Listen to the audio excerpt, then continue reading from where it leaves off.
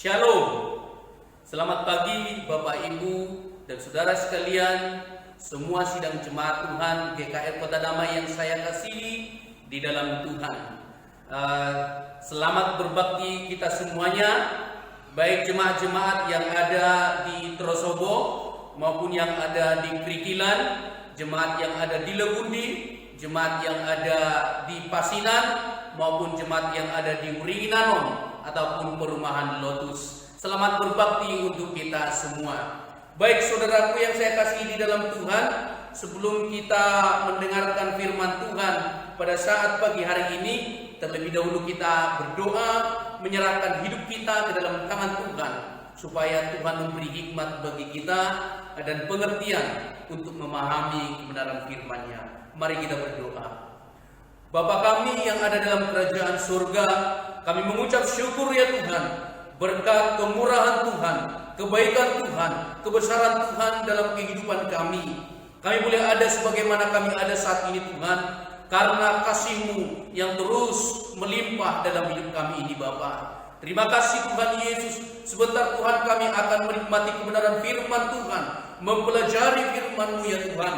Beri kami hikmat dan pengertian, sehingga kami Tuhan boleh memahami kebenaran firman Allah, dan hidup kami dikuatkan oleh Tuhan, iman kami diteguhkan Tuhan, dan kami juga diberkati oleh Tuhan melalui kebenaran firman-Mu Tuhan. Terima kasih ya Tuhan Yesus, kami siapkan hati kami untuk mendengarkan kebenaran firman-Mu. Di dalam nama Tuhan Yesus Kristus kami sudah berdoa dan mengucap syukur. Amin. Saudaraku yang dikasihi oleh Tuhan, firman Tuhan pada saat pagi hari ini yang akan kita pelajari bersama, yaitu yang terambil di dalam 2 Korintus pasal yang keempat, ayat yang ke-16 sampai pasal 5 ayat yang ke-10. Firman Tuhan yang akan kita pelajari pada saat pagi hari ini yaitu terdapat di dalam 2 Korintus pasal yang keempat, ayat yang ke-16 sampai pasal 5 ayat yang ke-10. Saya akan bacakan untuk kita semua. Demikianlah firman Tuhan. Sebab itu kami tidak tawar hati, tetapi meskipun manusia lahiriah kami semakin merosot, namun manusia batiniah kami dibaharui dari sehari ke sehari.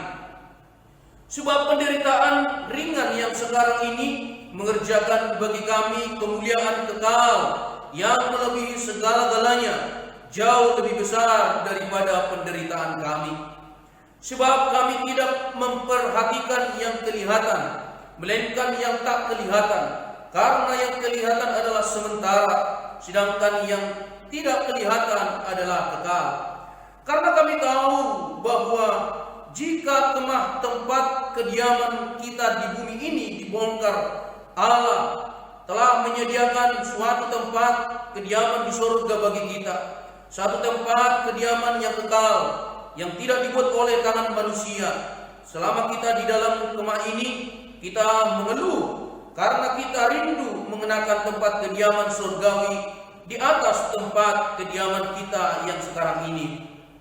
Sebab dengan demikian kita berpakaian dan tidak kedapatan telanjang.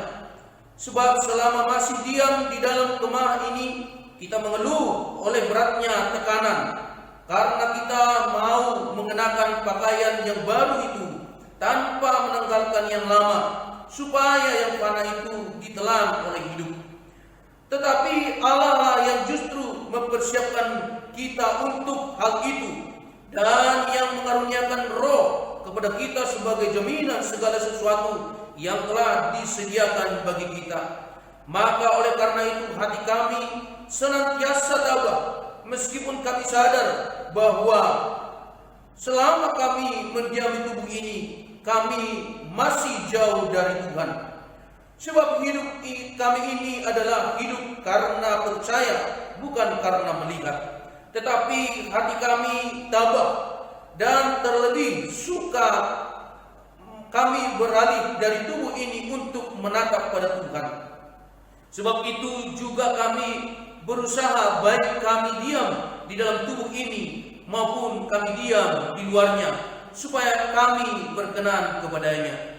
Sebab kita manusia semua harus menghadap takhta pengadilan Kristus, supaya setiap orang memperoleh apa yang patut diterimanya sesuai dengan yang dilakukan dalam hidupnya ini, baik ataupun jahat. Demikianlah firman Tuhan. Diberkatilah kita yang membaca firman Tuhan, yang merenungkan dan melakukannya dalam kehidupan kita sehari-hari. Bapak, Ibu, dan saudaraku yang dikasihi oleh Tuhan, mari kita akan mempelajari bersama-sama firman Tuhan pada saat pagi hari ini, yaitu berjuang di tengah-tengah kesukaran. Berjuang di tengah-tengah kesukaran.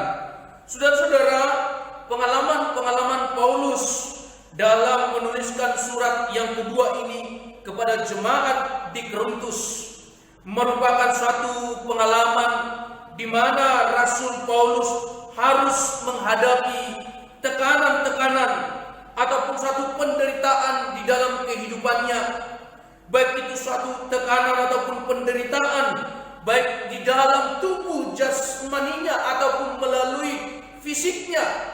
Kalau kita bisa melihat di dalam 2 Korintus pasal yang ke-10 itu, pasal yang ke-12, bahwa dia menceritakan ada suatu duri dalam daging yang dia alami, suatu penderitaan, suatu tekanan, suatu kesulitan yang sedang dihadapinya melalui fisik. Dan juga bukan hanya melalui fisik yang sedang dihadapi oleh Rasul Paulus, tetapi kesulitan-kesulitan, tekanan-tekanan yang bertubi-tubi datang menyerang Rasul Paulus melalui pihak-pihak luar ataupun nabi-nabi palsu, guru-guru palsu, di mana diceritakan di sana itu di dalam 2 Korintus pasal yang ke-10. Jadi dia di sana itu mengalami penderitaan, mengalami tekanan, mengalami kesulitan-kesulitan ataupun mengalami kesukaran-kesukaran, di mana Rasul Paulus pada satu waktu itu juga sudah lanjut usia ataupun sudah tua. Oleh karena itu, saudaraku yang dikasihi oleh Tuhan, dia ataupun Rasul Paulus ini berusaha berjuang menghadapi segala kesulitan-kesulitan, segala kesukaran-kesukaran ataupun penderitaan yang dihadapinya. Sekalipun dia tua, bahkan dia menghadapi yang namanya suatu kematian yang sudah dekat. Dia berjuang atas semua itu. Dia tidak takut, dia tidak tawar hati, melainkan dia terus berharap kepada Tuhan. Inilah yang akan kita lihat, saudaraku yang dikasihi oleh Tuhan. Pengalaman-pengalaman dalam kehidupan ini juga tentu sangat banyak. Pengalaman-pengalaman kesulitan ataupun kehidupan ini penuh dengan gejolak, persoalan, penderitaan hidup kita itu berbagai macam jenis, berbagai macam keadaan, berbagai macam seluk-beluk yang menimpa hidup kita, baik itu mungkin yang terjadi pada saat ini maupun yang akan terjadi di masa yang akan datang, maupun mungkin yang sudah ada di depan mata, itu sedang menerjang kehidupan kita ini. Akan tetapi melalui persoalan tersebut ada satu hal yang harus kita renungkan. Bagaimana sikap hidup kita, bagaimana cara hidup kita menghadapi persoalan ataupun penderitaan yang berat di dalam kehidupan ini. Karena apa? Karena kita tidak akan bisa menghindar dari suatu persoalan ataupun kesukaran yang sedang terjadi dalam kehidupan ini. Melainkan apa yang perlu harus kita lakukan, yaitu bagaimana sikap hidup kita untuk menghadapi kesukaran tersebut. Baik Bapak, Ibu, dan saudara yang dikasihi oleh Tuhan, mari kita akan melihat bersama bagaimana sikap hidup Paulus ataupun bagaimana sikap hidup kita dalam menghadapi masa-masa kesukaran dalam kehidupan ini. Yang pertama, coba kita perhatikan di situ, yaitu di dalam ayat yang ke-16 sampai yang ke-17. Jangan pernah tawar hati. Jangan pernah tawar hati. Ayat 16 dikatakan, sebab itu kami tidak tawar hati. Kami tidak tawar hati meskipun manusia lahiriah kami semakin merosot namun manusia batinia kami dibaharui dari sehari ke sehari. Sebab penderitaan ringan yang sekarang ini mengerjakan bagi kami kemuliaan yang kekal yang melebihi segala-galanya, jauh lebih besar daripada penderitaan kami. Saudaraku yang dikasihi oleh Tuhan, apa yang dimaksud dengan tawar hati?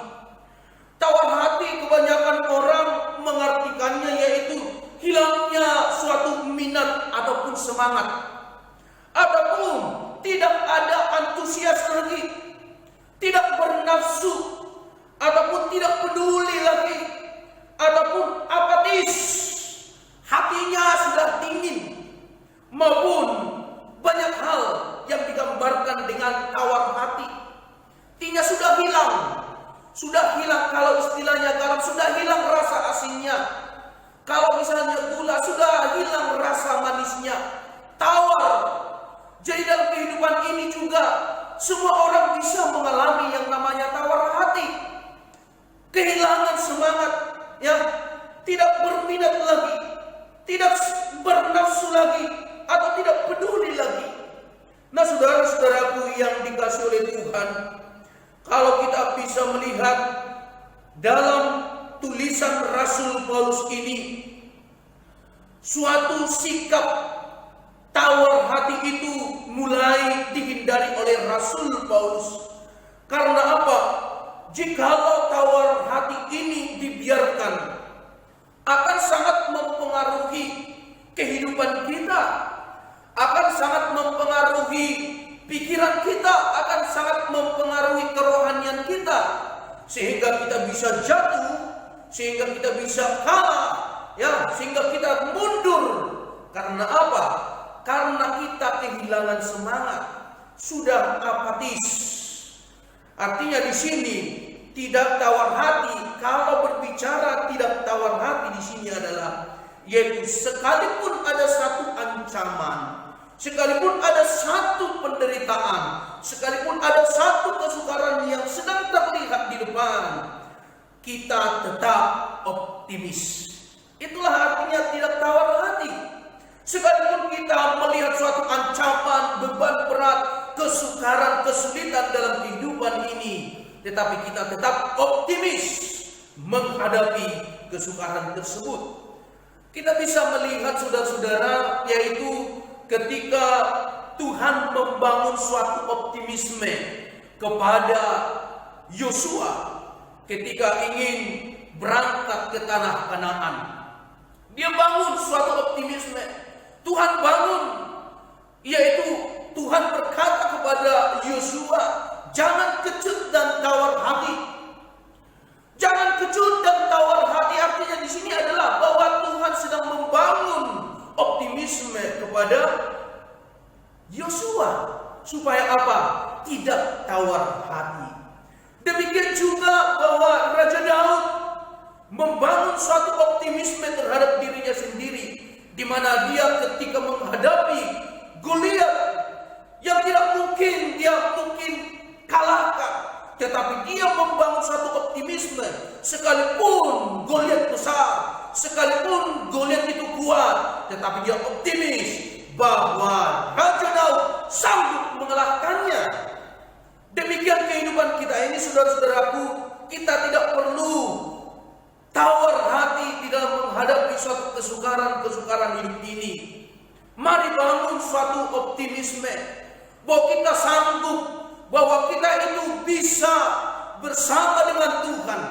Kita bisa sanggup melakukan suatu perkara yang besar bersama dengan Tuhan. Kita bisa menghadapi suatu kesukaran bersama dengan Tuhan. Kita bisa menyelesaikan setiap persoalan dan masalah di tengah-tengah keadaan kehidupan ini, saudara-saudara. Nah, saudaraku yang dikasihi oleh Tuhan, tidak tawar hati ini merupakan sebuah kata kunci untuk membangun semangat kita. Tidak tawar hati itu suatu hal yang harus kita bangun. Untuk apa? Untuk membangun kembali semangat kita, untuk menggerakkan kembali semangat hidup kita. Saudara-saudaraku, Di tengah-tengah keadaan kehidupan kita pada masa-masa kini, tentu kita harus belajar untuk membangun yang namanya tidak tawar hati ataupun membangun semangat.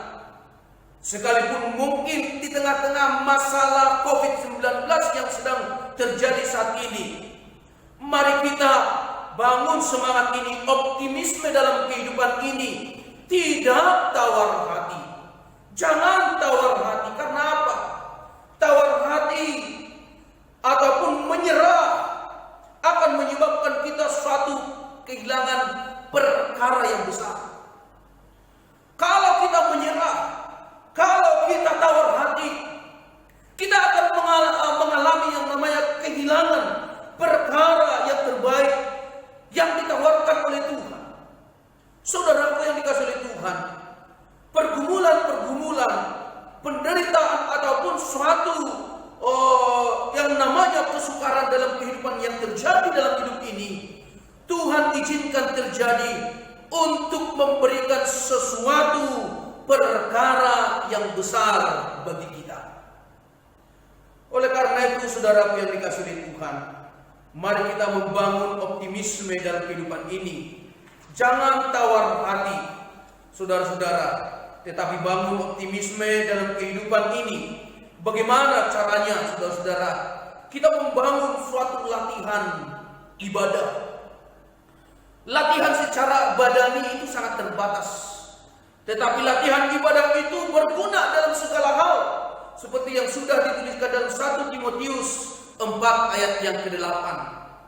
Latihan badani terbatas, melainkan latihan ibadah, latihan rohani itu berguna dalam segala hal. Itu yang harus kita kerjakan. Kemudian hidup dalam firman Allah. Di dalam Mazmur pasal 19 ayat 10 sampai 11 menjelaskan bahwa perintah Tuhan, hukum Tuhan, firman Tuhan itu sangat manis, lebih manis daripada madu. Nah, jika kita hidup dalam ibadah, hidup dalam firman Tuhan, ini akan membangun tubuh rohani kita, ya, yang dikatakan di sana, namun manusia kami batiniah, kami dibaharui dari sehari ke hari. Tubuh ataupun manusia batiniah, kerohanian kita itu dibaharui dari hari ke hari.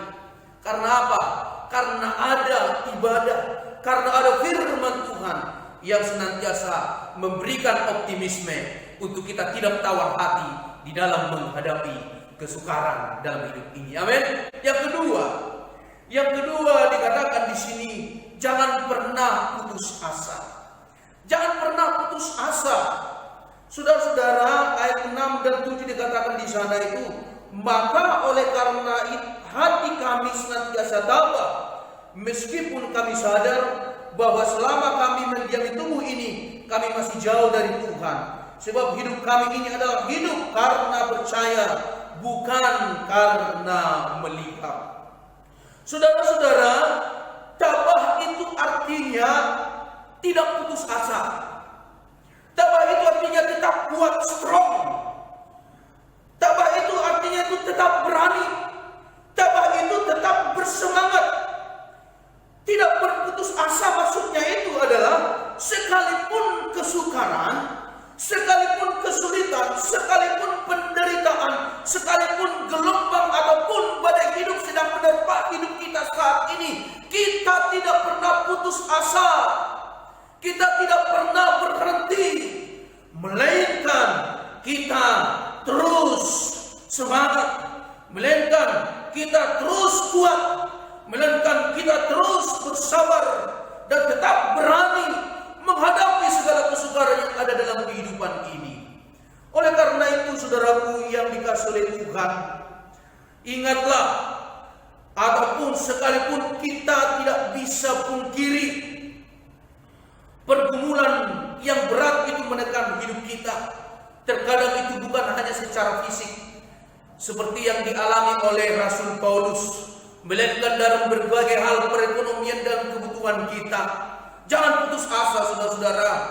Akan tetapi teruslah semangat, teruslah kuat dan bersabar di dalam Tuhan. Karena saya yakin dan percaya Tuhan tidak pernah meninggalkan kehidupan saya dan saudara. Amin. Yang ketiga, yang terakhir, yaitu jangan hilang harapan. Satu yang terakhir ini yang penting harus kita ingat, yaitu jangan hilang harapan. Saudara-saudaraku yang dikasihi oleh Tuhan, pasal 5 ayat yang pertama dikatakan di sana, karena kami tahu bahwa jika kemah tempat kediaman kita di bumi ini dibongkar, Allah telah menyediakan suatu tempat kediaman di sorga bagi kita, suatu tempat kediaman yang kekal, yang tidak dibuat oleh tangan manusia. Pasal 5 ayat yang pertama ini adalah menceritakan suatu janji ataupun menceritakan suatu harapan ataupun menceritakan suatu kepastian. Saudara, jangan kehilangan pengharapan. Artinya, kalau kehilangan pengharapan itu, kita kehilangan suatu yang namanya kepercayaan. Tidak ada lagi yang bisa kita andalkan. Tidak ada lagi yang bisa kita percayai. Tidak ada bisa kita ubah lagi. Kita tidak bisa ulang lagi. Semua telah terjadi. Tidak ada lagi harapan. Itulah kehilangan pengharapan, saudara-saudara. Saya yakin dan percaya dan saya berharap untuk kita semua bahwa saya dan saudara kita semua bukanlah orang-orang yang kehilangan pengharapan. Memang diceritakan di dalam pasal 5 ayat 1 ini bahwa Rasul Paulus menggambarkan suatu ketika mati nanti akan ada suatu jaminan ataupun suatu harapan, kepastian yang disediakan Tuhan, yaitu suatu tempat kediaman di surga bagi kita. Ada harapan. Saudara, mungkin lain yang sedang dihadapi oleh Rasul Paulus. Kalau Rasul Paulus dekat menghadapi suatu kematian. Tetapi kalau kita saat ini bukan menghadapi kematian, melainkan kesukaran yang terjadi dalam kehidupan ini, melainkan suatu kesulitan yang sedang terjadi dalam kehidupan ini. Saudara, mungkin kita sedang tertekan dalam hidup ini. Saudara, saya katakan, jangan kehilangan pengharapan. Masih ada harapan di dalam Tuhan Yesus. Masih ada jaminan yang disediakan Tuhan Yesus. Ada kepastian yang bisa kita alami dan kita nikmati dan kita rasakan di dalam Yesus Kristus.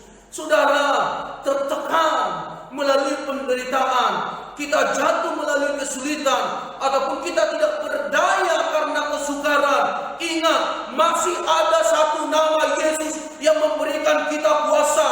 Masih ada nama Yesus yang memberikan kita jaminan. Masih ada kuasa, yaitu Yesus yang memberikan kita mujizat. Masih ada nama Yesus yang akan bekerja untuk kita semua. Sekalipun kita mengalami penderitaan, saya yakin dan percaya Tuhan akan membuka jalan, Tuhan akan menguatkan, bahkan Tuhan akan melepaskan kita dari segala kesukaran yang sedang kita alami.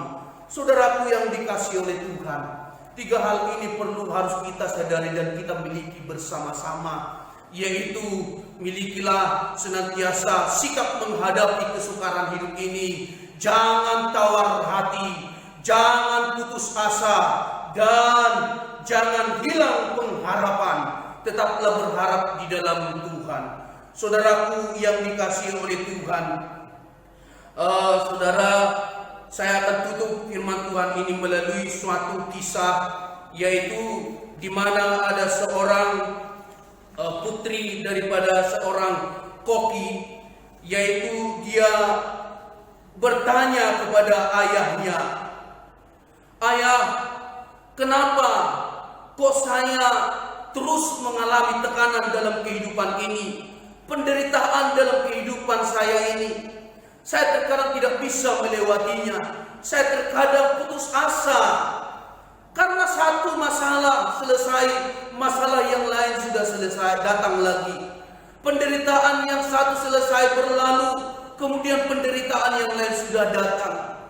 Dan kemudian sang ayah mendekati sang putrinya ini dan berkata, dan dia membawanya ke dalam dapur, dan dia memperlihatkan ada panci yang berisi air 3, ya, dan kemudian dimasak, dan ayahnya ini memasukkan wortel ke dalam satu panci, dan kemudian memasukkan telur kepada satu panci lagi, dan kemudian dia memasukkan kopi ke dalam satu panci lagi, dan kemudian panci-panci tersebut dimasak dan dinyalakan api. Saudara, kemudian sekitar 20 menit, maka sang ayah menunjukkan kepada anaknya, dan kemudian mengangkat daripada wortel tersebut dan juga telur tersebut dan kopi yang tadi dimasukkan ke dalam panci tersebut. Sang ayah itu menyuruh putrinya itu meraba dan memegangnya. Ketika dia meraba dan menjamah, wortel itu menjadi lembut, dan juga telur itu dari tadi menjadi dikupas menjadi keras, dan kemudian dia melihat daripada kopi tersebut. Nah, dia mencium aromanya dan sangat wangi rasanya. Nah, saudara-saudaraku yang dikasihi oleh Tuhan, kemudian sang ayah bertanya kepada sang putrinya karena dia belum mengerti. Kamu bagian yang mana? Apakah kamu seperti wortel, telur, ataupun kopi? Tetapi putri belum mengerti. Kemudian sang ayah menjelaskan, engkau tahu bahwa wortel yang tadinya itu keras, tetapi ketika menghadapi yang namanya air mendidih, dia menjadi lembut. Dan kemudian dia menjelaskan, ketika telur yang tadinya itu lemah lembut di dalam, dan kemudian ketika dimasukkan ke dalam air mendidih, dia menjadi keras. Tetapi kopi yang tadinya itu dimasukkan ke dalam satu panci, dan kemudian dengan air mendidih menghasilkan suatu aroma yang enak dan wangi. Saudara-saudaraku yang dikasihi oleh Tuhan, panci dan air mendidih itu menjadi satu bentuk daripada penderitaan. Salah satu kita bisa melihat mana sebenarnya kehidupan kita ini, posisi mana kehidupan kita ini ketika kita bisa menghadapi persoalan dalam kehidupan ini, penderitaan dalam kehidupan ini, kesukaran dalam kehidupan ini. Apakah kita seperti wortel yang tadinya kita merasa kuat, keras, tetapi ketika menghadapi masalah, kesukaran dalam kehidupan ini menjadi lembut, menjadi tawar hati, menjadi hancur. Dan kemudian apakah kita seperti telur tadi, ketika diperhadapkan dengan suatu yang namanya masalah pada kehidupan ini, dengan api mendidih tadi itu, dengan air mendidih, apakah kita menjadi orang yang mengeraskan hati? Tetapi apakah kita sama seperti kopi, yaitu ketika kita dimasukkan ke dalam suatu penderitaan ataupun kita menghadapi kesukaran, melainkan kita menjadi yang berdampak, kita menghasilkan sesuatu yang wangi dan enak dan mungkin bisa dinikmati. Nah, saudara-saudaraku, perenungan firman ini bisa menggetarkan dan juga membuat kita semakin iman kita teguh di dalam kehidupan ini ketika kita menghadapi persoalan ataupun kesukaran hidup ini. Ayat yang terakhir yang akan kita bisa baca bersama-sama, kita renungkan bersama-sama, yaitu 2 Korintus pasal 12 ayat 10. Demikianlah firman Tuhan. Karena itu aku senang dan rela di dalam kelemahan, di dalam siksaan, di dalam kesukaran, di dalam penganiayaan, dan di dalam kesesakan oleh karena Kristus. Sebab jika aku lemah, maka aku kuat. Demikian firman Tuhan. Bila firman Tuhan ini menjadi berkat bagi kita semua. Tuhan Yesus memberkati kita. Amin firman Tuhan. Mari kita berdoa. Bapa kami dalam surga, berkati firman-Mu ini Tuhan, sehingga menjadi berkat dan kekuatan bagi kami dalam menjalani situasi kehidupan ini Bapa. Bapa, kami berdoa untuk seluruh kami masing-masing, pribadi kami masing-masing, keluarga kami masing-masing, di tengah-tengah kesukaran hidup ini Tuhan, cara khusus di tengah-tengah COVID-19 ini Tuhan. Lindungi kami semuanya, sertai kami Bapa, jagai kami, sehingga kami Tuhan boleh terlepas dari wabah virus corona ini Tuhan. Terima kasih Bapa di surga, kami berdoa untuk bangsa negara kami ini Tuhan.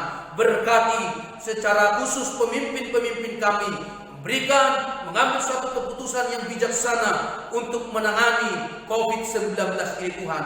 Secara khusus lagi Tuhan, kami berdoa yang ada di garda terdepan Tuhan, yaitu petugas-petugas medis Tuhan, dokter Tuhan, perawat, bidan-bidan, maupun semua yang terlibat di dalam kesehatan Tuhan.